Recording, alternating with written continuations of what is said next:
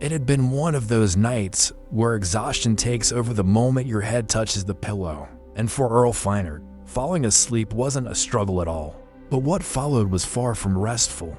The dream began almost halfway into the night, drifting into his mind so seamlessly that he didn't realize he was dreaming, until the dread began to set in. He found himself standing in the middle of dark woods, the trees stretching endlessly around him.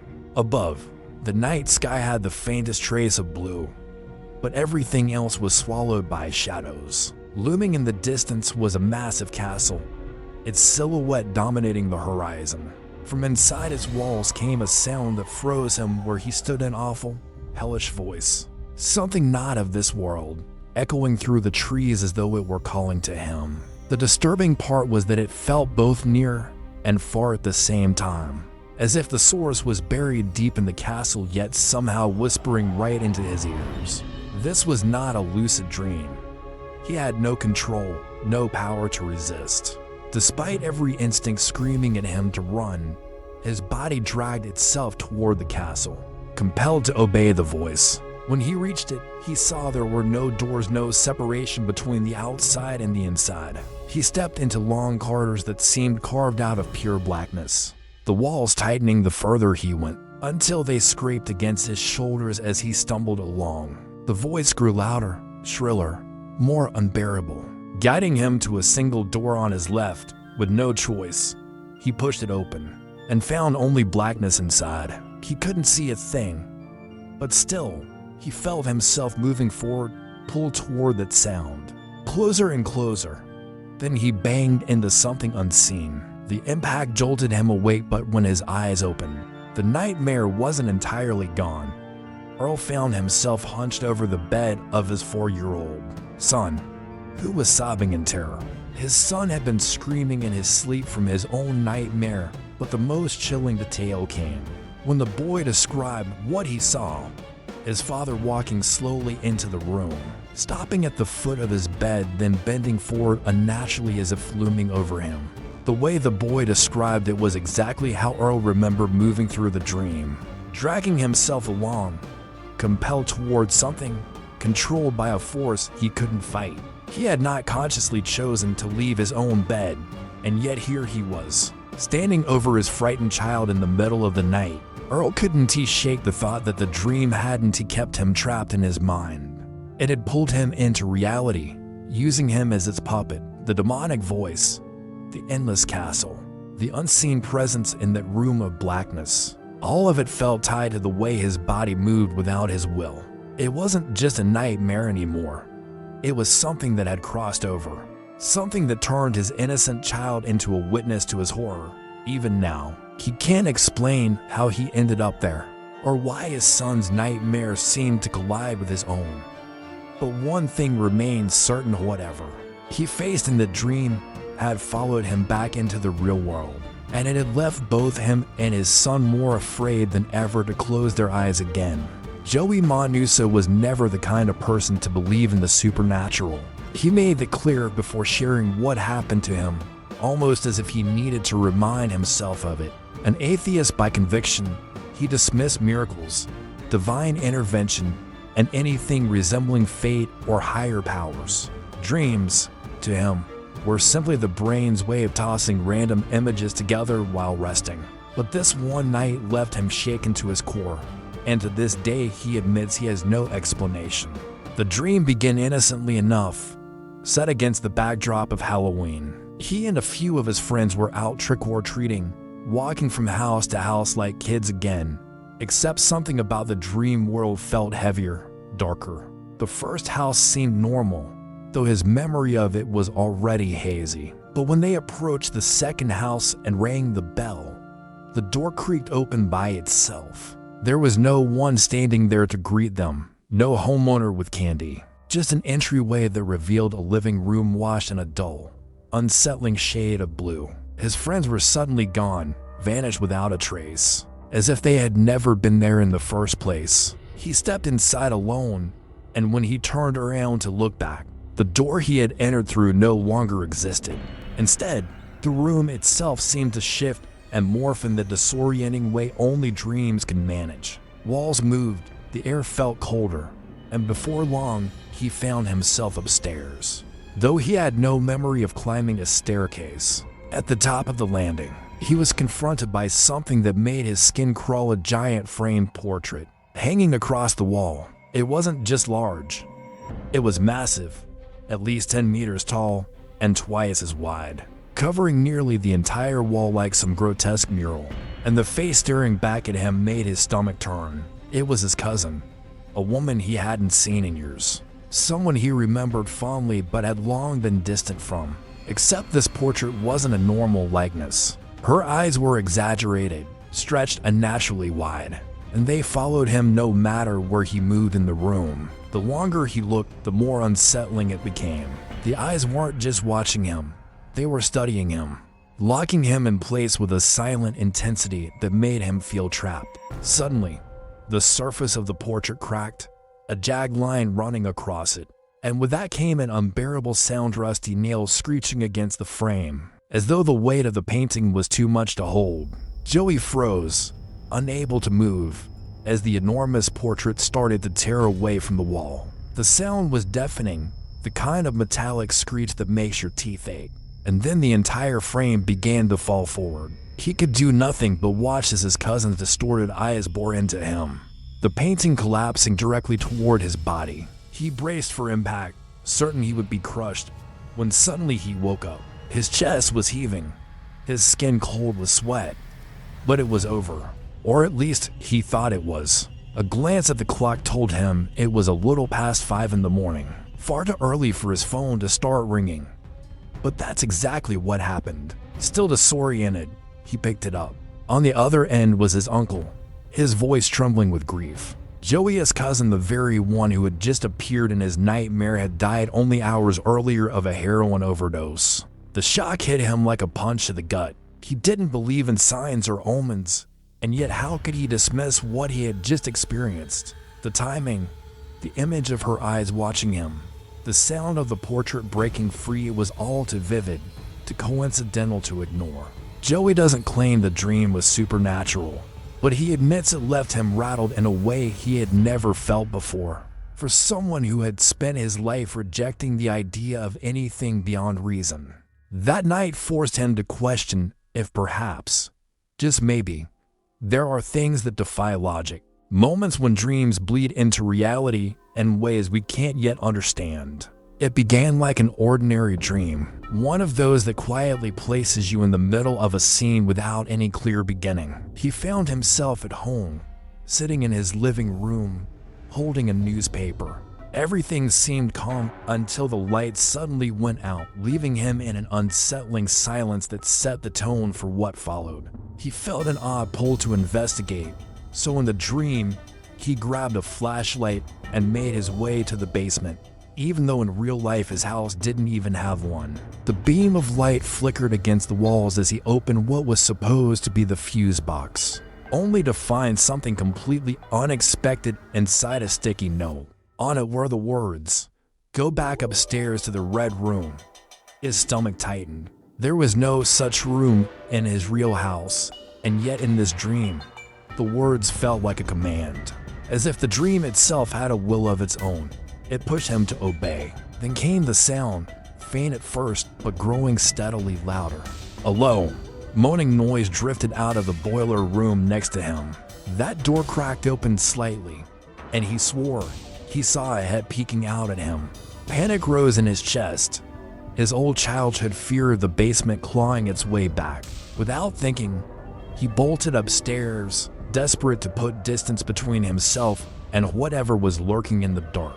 At the top of the staircase, he saw it. At the end of the hallway, a door that didn't exist in real life was glowing a deep, unnatural red. A vibration seemed to hum in the air around it, and from inside came a strange sound that echoed down the hall.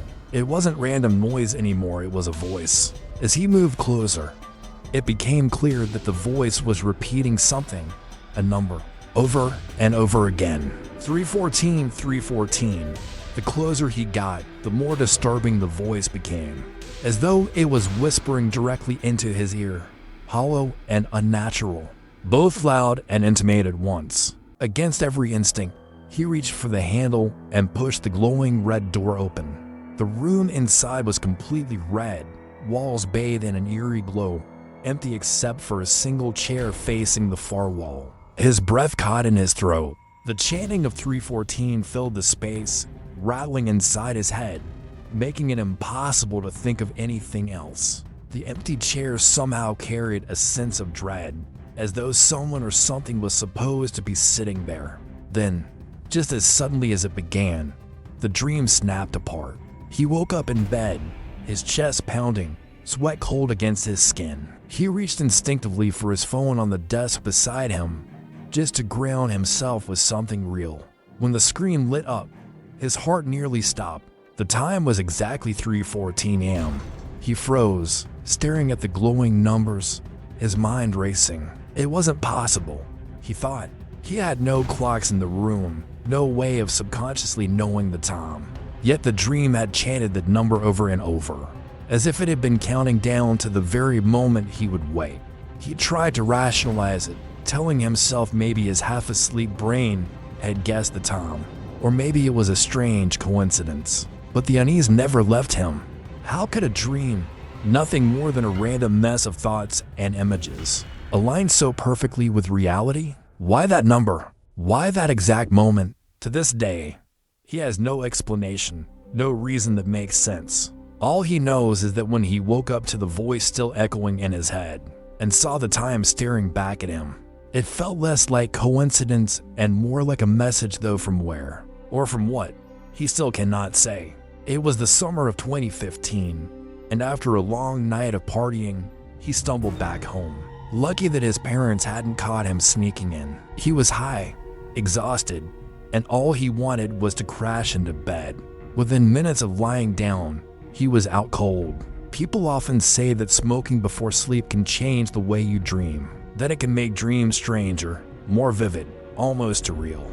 He didn't think much of that idea until that night. The dream started abruptly, no slow build-up, no gentle drifting. One moment he was asleep, the next he was standing in the middle of dense woods. In real life, the woods at night would be quiet, filled with the faint chirping of crickets or the occasional rustle of leaves in the wind. But here, there were no comforting sounds. Instead, ghostly gusts of wind seemed to howl from every direction, chilling him to the bone. The natural hum of nighttime creatures was gone, replaced with the sharp cries of wolves and, most unnerving of all, the steady crunch of footsteps behind him. They never sped up, never slowed down, always at the same distance, as if whatever was following him wanted him to know it was there, but not what it was. Fear drove him forward. He broke into a run, weaving between trees, heart hammering, breath short. Yet no matter how far he pushed himself, the footsteps followed, always just far enough behind to remain hidden in the dark. Finally, through the endless woods, he spotted a building and isolated house sitting there like it had been waiting for him. Without thinking, he bolted inside and slammed the door shut. Wooden planks seemed to appear from nowhere, and he frantically nailed them across the door, trying to keep the thing outside from getting in. The house was nearly empty, the colors drained to a starred black and white, except for a worn-out couch in the living room. He searched desperately for a weapon, anything he could use to defend himself. But there was nothing. The footsteps outside had shifted now, circling the house slowly, deliberately, like a predator stalking its prey. Every window seemed to vibrate with the presence of whatever was out there. He collapsed on the couch, his body heavy with dread.